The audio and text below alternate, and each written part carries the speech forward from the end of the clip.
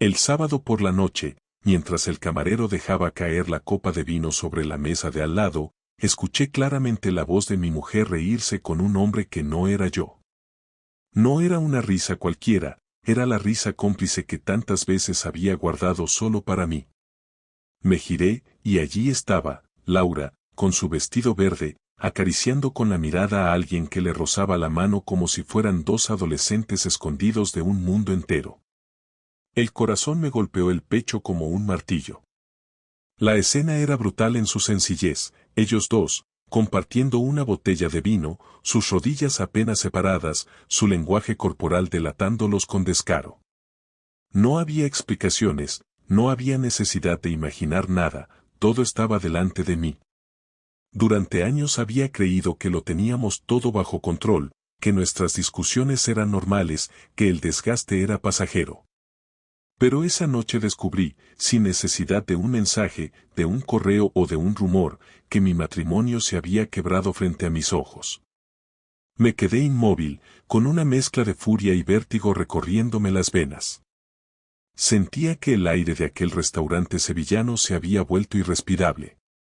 Mientras los demás seguían cenando y riendo, yo acababa de presenciar la demolición de la vida que había construido. Ese instante fue el punto de no retorno.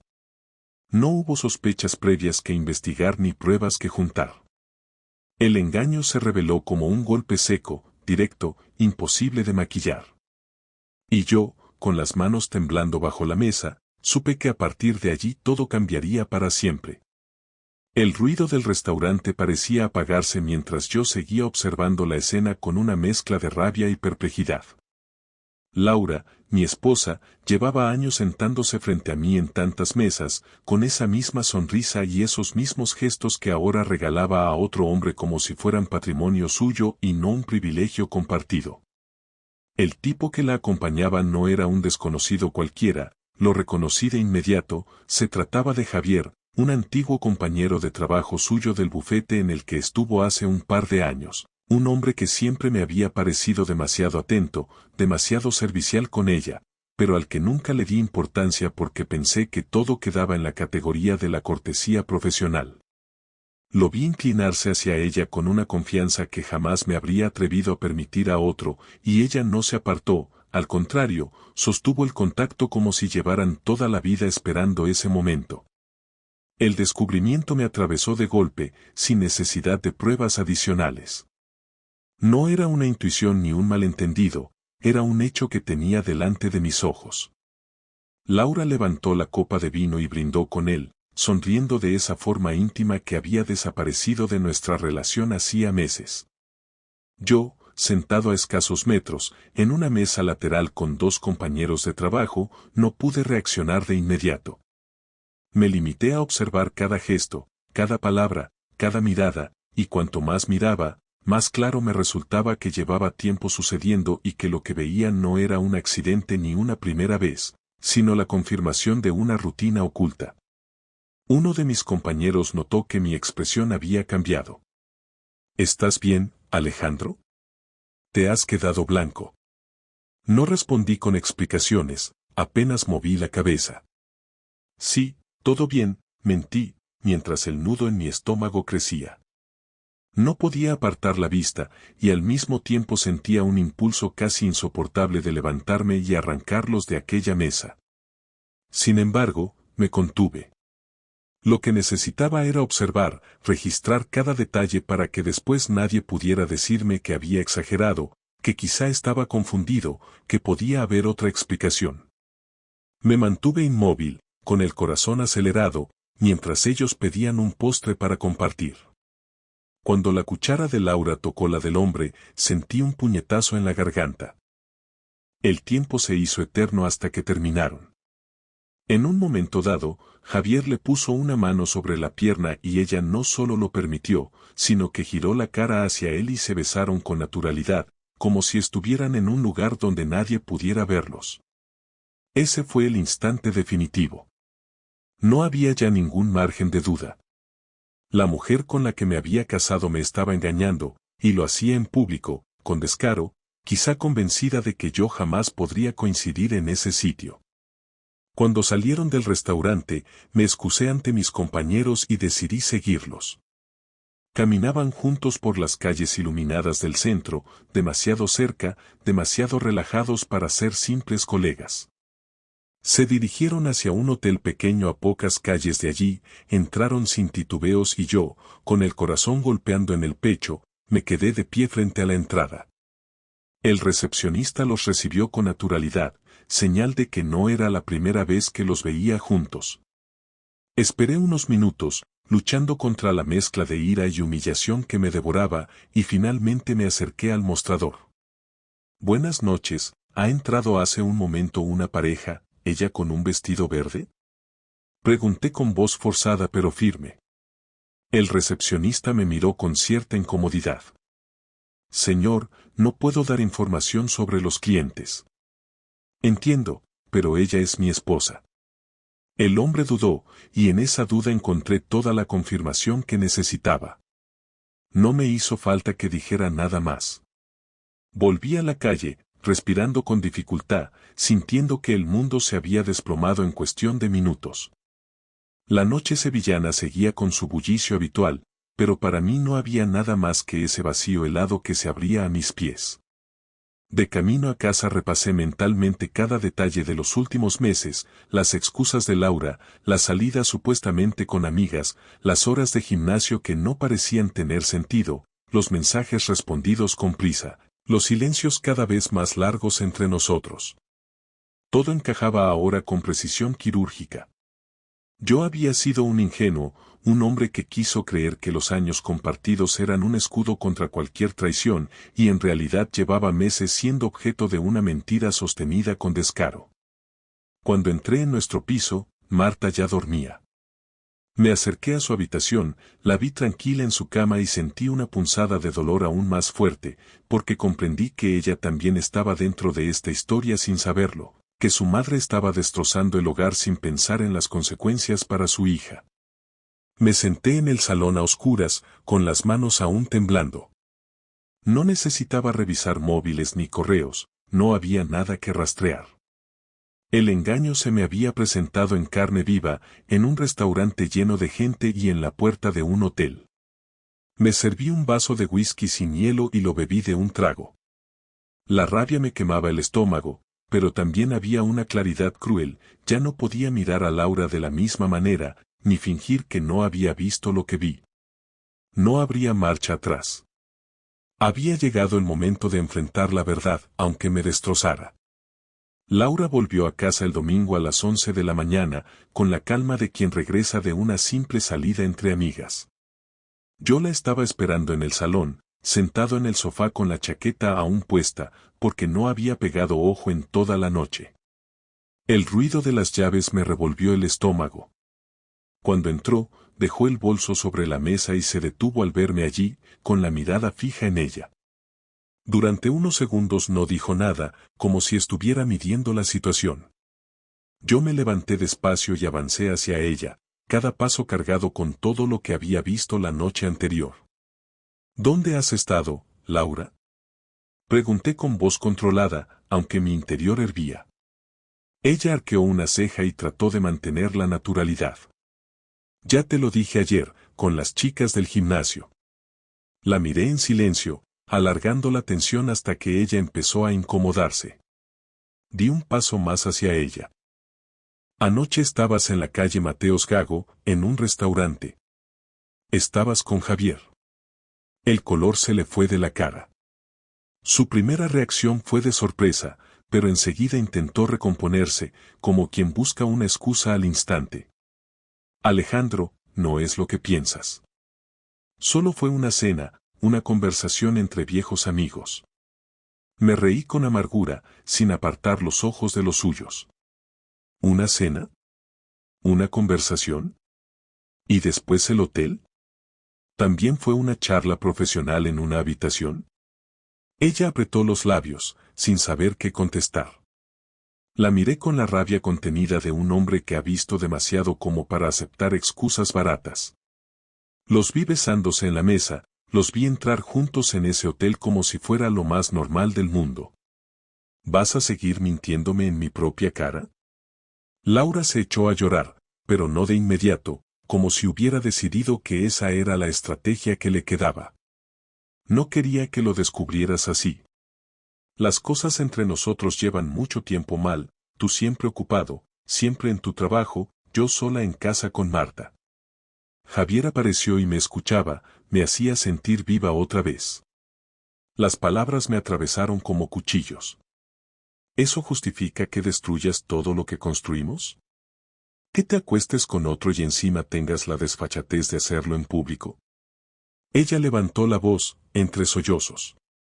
No me juzgues como si fueras perfecto. ¿Acaso me prestabas atención? ¿Acaso te importaba cómo me sentía? Tú también me fallaste. La discusión escaló en segundos. Yo no podía creer lo que estaba escuchando.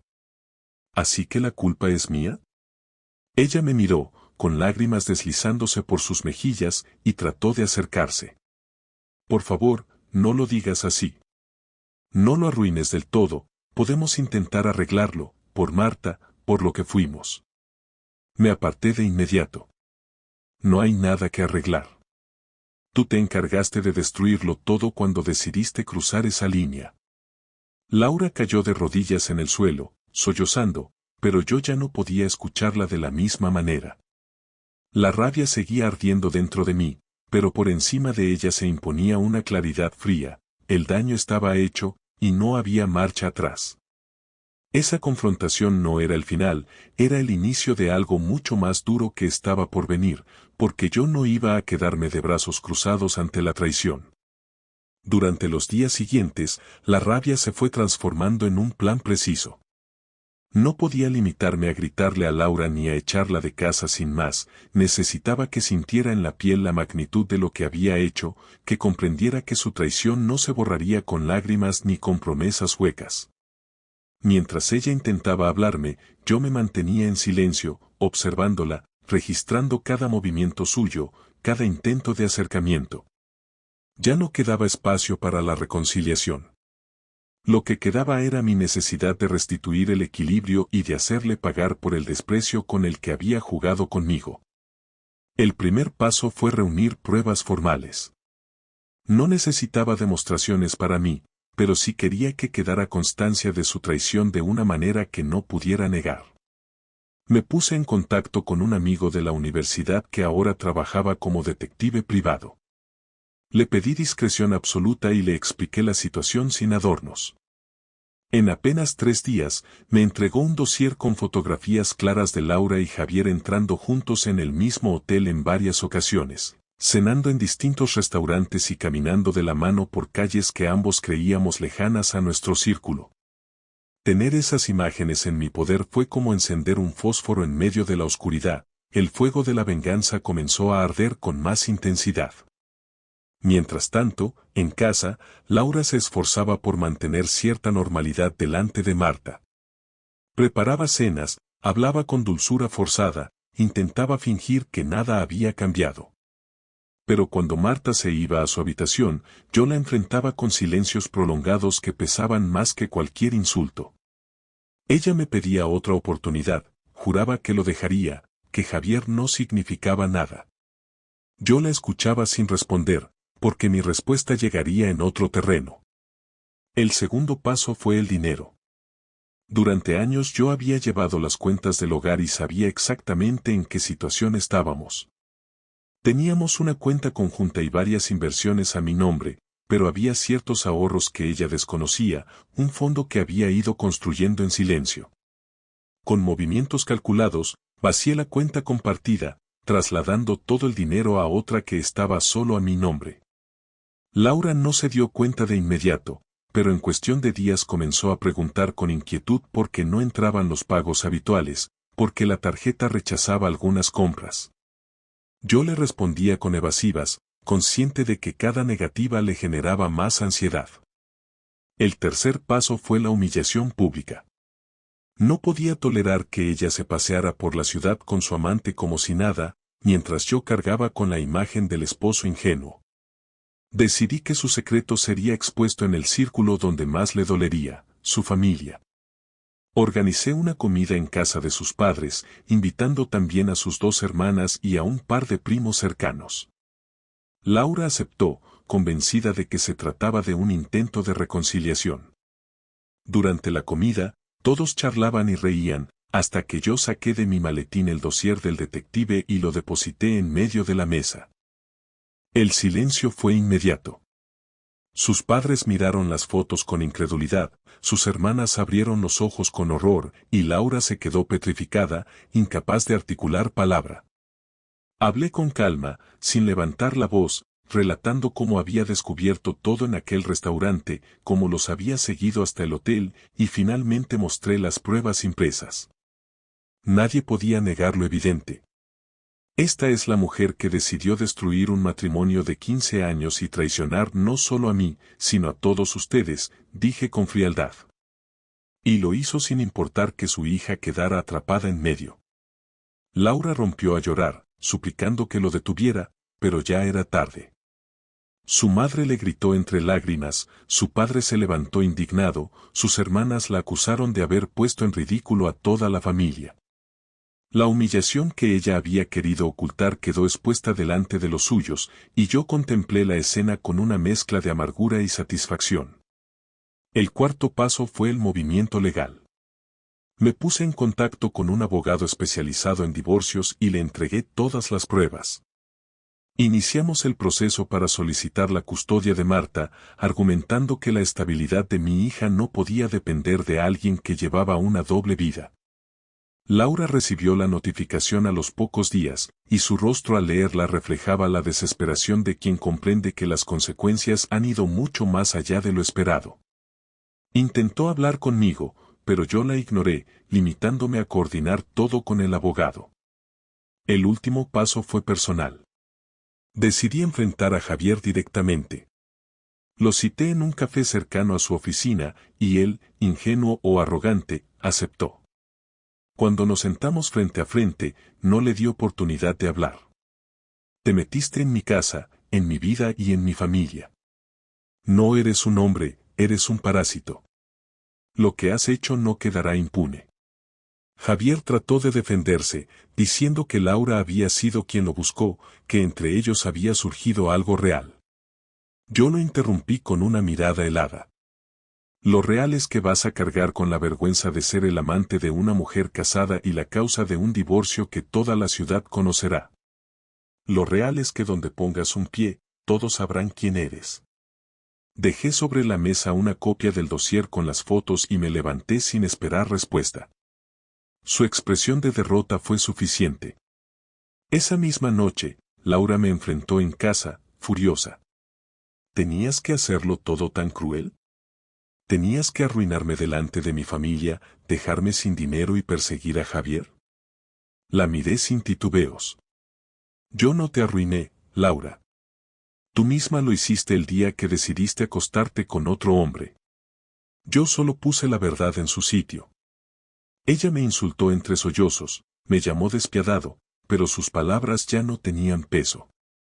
Mi venganza estaba consumada. La había despojado de su seguridad, de su reputación y de su amante. Lo único que quedaba era decidir qué haría con los restos de lo que una vez llamamos matrimonio.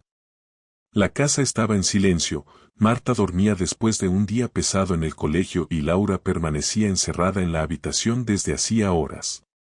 Yo estaba sentado en el salón, con los documentos del abogado sobre la mesa y una botella de whisky casi intacta al lado.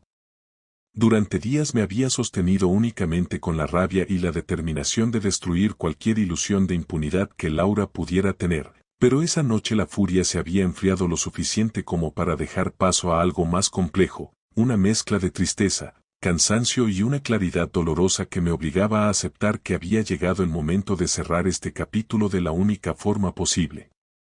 No había victoria en lo que había hecho, solo un equilibrio torcido que devolvía la vergüenza a quien la merecía, pero lo que quedaba era decidir qué iba a pasar con nosotros como padres, como adultos y como dos personas que habían compartido más de una década de vida. Cerca de la medianoche, la puerta del dormitorio se abrió y Laura apareció en el pasillo. Tenía el rostro hinchado de tanto llorar y los ojos rojos, llevaba un jersey ancho y parecía más frágil que nunca. Caminó lentamente hacia mí y se detuvo frente al sofá. La tensión en el aire era insoportable, pero no había ya gritos ni insultos, solo un vacío que reclamaba palabras concretas. Yo la miré fijamente, esperando que fuera ella quien hablara primero.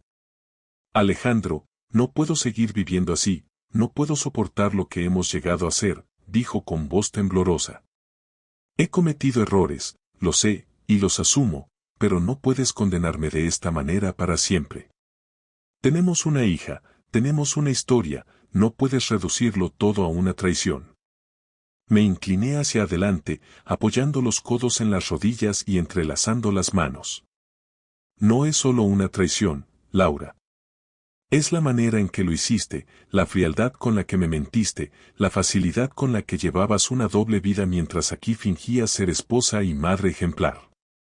No me importa que me digas que fue un error, porque los errores se cometen una vez, lo tuyo fue una decisión repetida, premeditada y sostenida en el tiempo. Ella respiró hondo, tratando de mantener la calma. No estoy pidiendo que me perdones de inmediato, estoy pidiendo que no me arranques de la vida de mi hija, que no me destruyas del todo. Sé que te fallé, sé que me equivoqué, pero todavía podemos encontrar un punto donde Marta no sea la que pague por lo que yo hice. Me quedé en silencio un instante, mirando los papeles del divorcio. Nunca voy a impedir que seas la madre de Marta, eso no está en discusión. Pero nuestra relación, lo que fuimos tú y yo, ya está muerto. Puedes pedirme comprensión, puedes pedirme diálogo, pero no puedes pedirme que siga siendo tu marido después de lo que vi. Ella se acercó un poco más, con lágrimas corriendo otra vez por sus mejillas. No me pidas que lo acepte sin luchar. A pesar de lo que hice, yo todavía siento algo por ti, todavía me importa lo que pase contigo.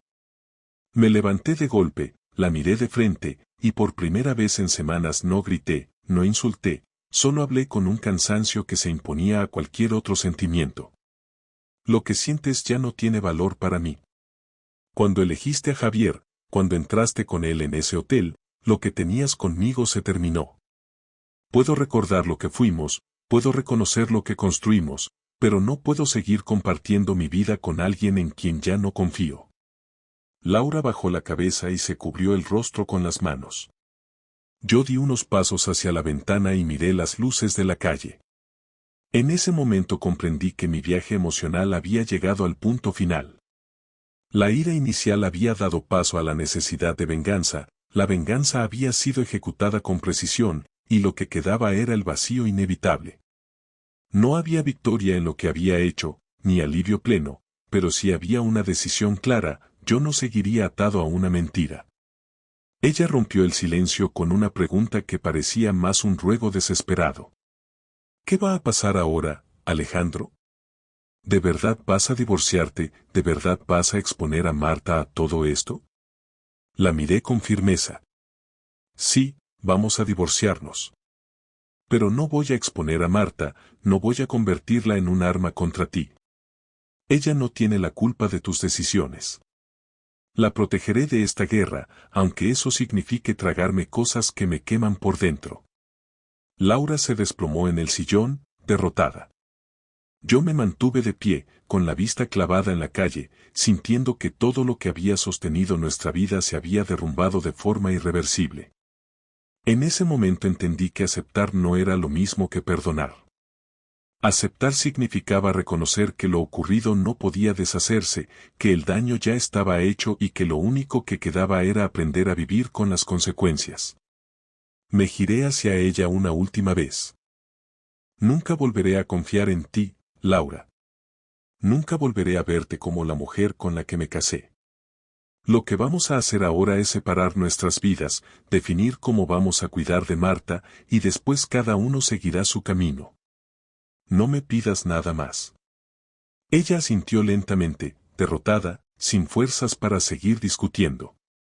El silencio volvió a llenar la sala, esta vez definitivo, como un acuerdo tácito de que lo nuestro había terminado para siempre. Yo sentí una punzada de tristeza profunda, pero también una extraña calma. La batalla había terminado, y aunque me había dejado cicatrices, también me había liberado. El día que firmamos los papeles del divorcio amaneció gris y húmedo en Sevilla. Caminé hasta el despacho del abogado con una carpeta en la mano, sabiendo que el último acto de nuestra historia estaba a punto de concretarse. Laura llegó unos minutos después, con el rostro serio, sin maquillaje, como si hubiera renunciado a cualquier intento de mostrar firmeza. Nos sentamos frente al funcionario, escuchamos las cláusulas, firmamos donde nos indicaron y en cuestión de media hora todo lo que habíamos construido durante 15 años quedó reducido a unas páginas selladas con tinta oficial. No hubo lágrimas ni escenas dramáticas, solo una frialdad que dejaba en claro que ya no quedaba nada más que repartir, una casa que venderíamos, cuentas bancarias que yo había vaciado a tiempo, y sobre todo la custodia compartida de Marta, que sería el único lazo permanente entre nosotros. Al salir del edificio, Laura intentó detenerme. Caminamos unos pasos juntos hasta la plaza más cercana y entonces ella rompió el silencio. Alejandro, nunca pensé que acabaríamos así. No quiero que me odies para siempre. La miré con una calma que me sorprendió a mí mismo. No es odio lo que siento ahora, Laura. El odio lo gasté en los primeros días, en las noches sin dormir, en la rabia que me hizo planear cada detalle de lo que hice después. Lo que queda es algo más frío, es distancia. Ya no eres parte de mi vida, aunque siempre lo serás de la de nuestra hija. Eso es lo único que me importa. Ella bajó la mirada, aceptando finalmente que no había nada que pudiera salvar. Después se marchó sin mirar atrás. Yo me quedé allí unos minutos, observando a la gente pasar, sintiendo que algo dentro de mí también se había liberado. No era felicidad, tampoco alivio absoluto, pero sí una sensación de cierre que necesitaba desde hacía tiempo. Los días posteriores fueron extraños. La rutina cambió por completo. Marta pasaba parte de la semana conmigo y parte con Laura. En casa solo quedaban mis cosas y el eco de un silencio distinto, más soportable que el de aquellas semanas de confrontación. Descubrí que podía cocinar solo para mí sin sentirme miserable, que podía escuchar música en la sala sin recordar los reproches, que podía salir a correr al amanecer y volver sin miedo a encontrar a alguien con la mirada perdida en el sofá. Mi vida no era mejor ni peor, era diferente, y por primera vez en mucho tiempo estaba bajo mi control. Una noche, Marta se sentó conmigo en el salón después de cenar y me preguntó con esa inocencia que solo los hijos tienen. «Papá, ¿tú estás triste?» No supe qué responder de inmediato, pero decidí que no podía mentirle. Estoy triste por algunas cosas, sí, pero también estoy tranquilo porque ahora vamos a estar bien. Tú no tienes la culpa de nada de lo que pasó entre mamá y yo. Lo único que quiero es que seas feliz, y para eso voy a estar siempre contigo. Marta me abrazó fuerte y en ese abrazo entendí que lo que había perdido con Laura se compensaba con la claridad de tener un propósito firme, cuidar de mi hija, enseñarle con hechos que uno puede caer, pero también levantarse. No necesitaba reconstruir la historia con Laura ni buscar culpables adicionales. La lección estaba aprendida. La confianza es un bien que no admite grietas, y cuando se rompe no hay venganza, perdón o excusa que la devuelva a su estado original. Con el paso de las semanas, empecé a reencontrarme con amigos que había descuidado. Ellos sabían parte de lo ocurrido y me recibieron con respeto, sin compasión innecesaria. Hablábamos de trabajo, de proyectos, de fútbol, y poco a poco fui sintiendo que mi identidad no estaba definida únicamente por ser el esposo traicionado, sino por ser un hombre capaz de seguir adelante. No busqué nuevas relaciones, no sentí necesidad de llenar el vacío con otra persona. Lo que necesitaba era tiempo, espacio y la certeza de que podía estar bien conmigo mismo antes de volver a confiar en alguien más. Un sábado por la tarde, mientras Marta jugaba en el parque, me encontré a Javier a lo lejos. Estaba solo, con aspecto cansado, quizá también consciente de que había perdido más de lo que había ganado. No me acerqué ni le hablé, simplemente lo observé unos segundos y luego giré la vista hacia mi hija. Comprendí entonces que él ya no era parte de mi historia, que su presencia había sido circunstancial y que el verdadero problema había estado siempre en la decisión de Laura. No valía la pena dedicarle un pensamiento más. El cierre definitivo llegó una mañana en que recibí un mensaje de Laura pidiéndome hablar. Accedí, pero la conversación fue breve y concreta. Quiero que sepas que lo dejé con Javier, que intenté seguir adelante pero no funcionó. Eso ya no me concierne, Laura. No me alegra ni me duele, simplemente no me importa. Ella asintió en silencio, y en ese momento entendí que por fin había alcanzado la indiferencia. Ya no sentía rabia, ya no sentía tristeza, solo la certeza de que el pasado había quedado atrás. Al mirar hacia adelante, me di cuenta de que la traición me había enseñado algo que nunca había querido aprender de esa manera, la importancia de no dar por sentado nada, de cuidar los vínculos con atención, de no dejar que el desgaste convierta a dos personas en desconocidos bajo el mismo techo. No volvería a repetir los mismos errores, y aunque la culpa principal había sido de Laura, también yo había permitido que la distancia creciera sin enfrentarla a tiempo. Esa responsabilidad la asumía, no como un lastre, sino como una lección para el futuro. El capítulo de mi matrimonio estaba cerrado. Quedaba la paternidad, quedaban mis proyectos, quedaba la posibilidad de reconstruir mi vida en otra dirección. Y aunque nunca habría deseado aprender a través del dolor, comprendí que ahora era más fuerte, más consciente y más libre que antes. Esa fue la conclusión final. Laura me había roto, sí, pero de esas ruinas yo había decidido levantar una versión de mí mismo que ya no dependería nunca más de las mentiras de nadie.